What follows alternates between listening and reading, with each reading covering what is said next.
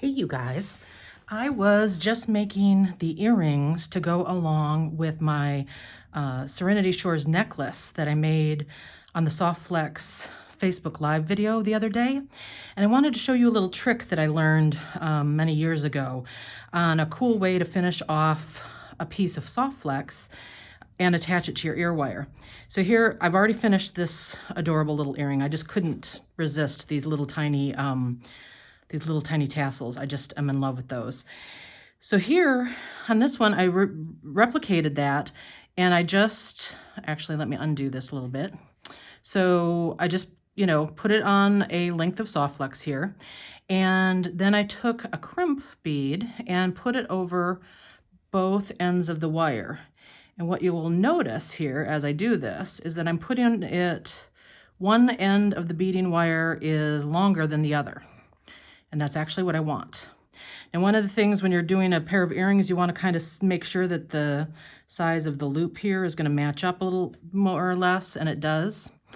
Okay, so what I'm going to do is I'm going to create a loop right here with this longer piece of beading wire. So you know how normally if you've got two pieces of beading wire, you take it through the end of your bracelet or whatever, and then bring both pieces back down? You actually don't have to do that. You can just put the longer piece back down through the crimp, so you're only having to get 3 strands of your beading wire through there instead of 4. So first of all, that's easier. Oops, I'm fumbling this a little bit. Of course it knows I'm on camera. There we go. And if you have trouble with this, one of the things that you can do, there I managed to get it through, but one of the things you can do to manipulate it is if you use your pliers here, your flat nose pliers, you can kind of wiggle it in and you can get a little bit more control. So there's that little tip that went through.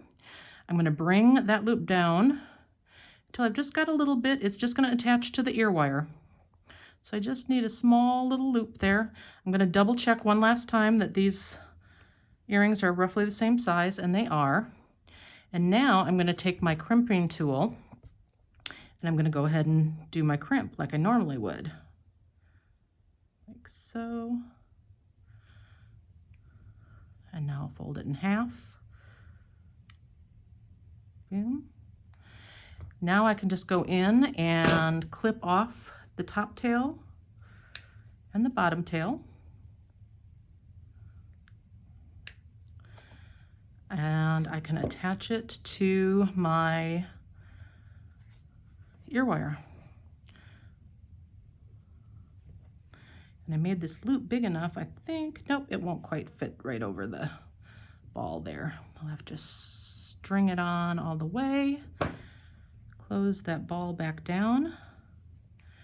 And there we go. Now I've got the matching pair of earrings. I just thought that you might enjoy seeing that little tip.